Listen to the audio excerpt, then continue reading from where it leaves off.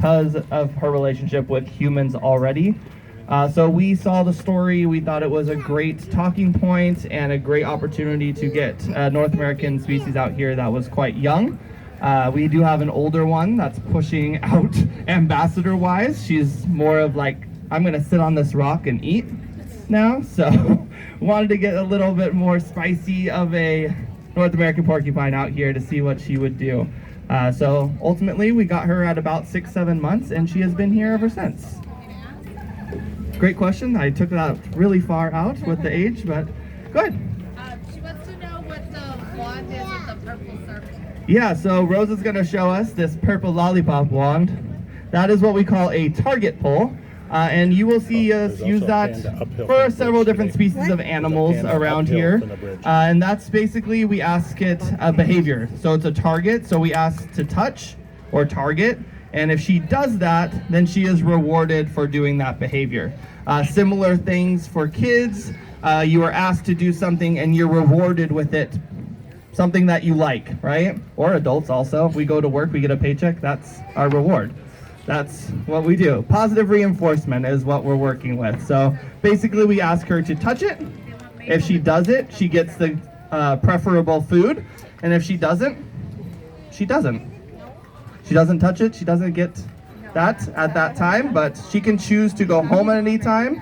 If she chooses to not touch that target and kind of go back to that area, she does not have to. She can choose that for herself. But she's finding a lot of fun foods in this pine cone right now, but not eating the pine cone. Good question. Does anyone else have any questions about Maple here? Yeah, so the question was, does she hibernate? So because these guys are so stable and adaptable, they don't typically hibernate. They do slow down. They are eating a lot of less nutritious foods, so they do slow down considerably. Maisie, which is our other North American porcupine, who's about 14, about that, is definitely just kind of flopped on a log in habitat right now, and that's what she does all day. She stays there. Unless I ask her to come down, maybe she'll come down. She's even fallen asleep on stage before. Yeah, so the average lifespan typically out in the wild in their native habitats is going to be about 7-8. So in managed care in zoos and other facilities, we do see them push past into their late teens pretty easily, with I think the oldest living one in its 30s. But that was, I think that one has passed since, but that is the longest living one that we know of. But Maisie is still doing really well. She's just, it's winter and she's sleepy, and apparently Maple's pretty sleepy too. Am I right, Rosa? Yeah, she's slowing down a little. She's still more active than Maisie is, I can tell you that though. Do I have any other questions about Maple here as we kind of move across the stage? Yeah, go ahead. Does she live with anybody? Yeah, so as I mentioned about Maisie, so Maple and Maisie actually moved in recently with each other. The reasoning for that is basically we were seeing a lot of behaviors from Maple that we shouldn't be seeing. Stuff like wobbling and at the doors and stuff like that. So we had several different attempts with other things, and we finally attempted to kind of put the two females together. It's not super uncommon in the wild to see them semi-close to each other, and when these girls do actually not want to be near each other, they just go to opposite ends of the habitat. Awesome. Plenty of space for them. But so far they've been doing really well, and we've seen those behaviors that were causing problems for us and for Maple decrease since they have been put together. Whether that's because of the food competition and they have to get to the food faster and it's not just kind of being there the whole time, we're not sure, but we do know that it has actually decreased the behaviors that we didn't want to see. Oh, Good cool. question. So Maple and Maisie live together. That's short answer. Does anyone else have any questions about Maple here, or Maisie, or any other animals for that matter? So I didn't actually talk about it yet, but Maisie, not Maisie, we're on Maple. Sorry, everybody. Maple here is a part of the rodent family. There's about 2,000 different species of rodents, including stuff like capybara, rats, guinea pigs, North American beavers, and all other porcupine species. And one identifying feature for all rodents is ever-growing teeth. That means their teeth grow their whole life, and they actually have to chew down things to actually keep them at a manageable length. So right now she's getting a lot of soft things, but in habitat she has a lot of these kind of pine logs and stuff like that that they have the opportunity to chew on, as well as lots of browse. Browse is like basically the sticks with leaves on it, essentially. But yeah, they need to kind of grind them down whenever they can, which is why rodent species are actually considered pests a lot, because they do bite. They need to bite stuff to actually keep their teeth at a manageable length. Yeah, do you have a question down here? Yeah, he wants to know what animal would be its predator.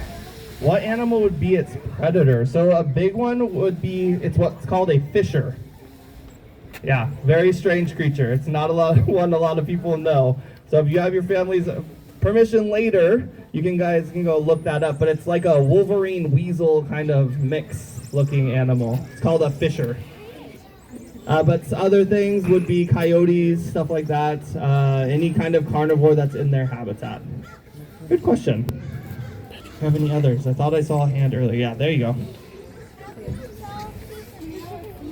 How can you tell she's male or female? So typically what we do with that is we actually get blood work from them pretty early on when we get them, and that tells us if they are male or female with the blood. Because funny story about her, we got her thinking Maple was a him. And then Maple got here and we changed that and Maple was in fact a girl. We actually had planned on putting Maple together with Maisie as a breeding pair, and then we got Maple back and the blood test showed otherwise, so we couldn't put them back in. But very good question, thank you for that. Do I have any final questions? It looks like she is headed back to her carrier. Can you say bye to Maple? Okay, yeah, one more question, go ahead. Is there an SSP for North American porcupines here? Yeah, so the question was, is there an SSP or species survival program or plan for the North American porcupine? There is. Maple is currently placed with Jasper, I believe. Jasper is the father of Dakota, who is at our other ambassador area down at Wegaforth Bull. And they had a successful baby with Maisie actually last year. So Maisie is no longer a part of the SSP due to her complications in her pregnancy, but what we got out of that was the first successful C-section of a North American porcupine. So that's a huge success. It's not like we wanted that to happen, but it happened, and it needed to get the baby out. So Dakota and Maisie are now part of history. Good job, them. But Maple has not been introduced to Jasper since that first introduction a couple years ago. Okay. So she's supposed to be at some point, but we're not seeing that happen yet. But good question.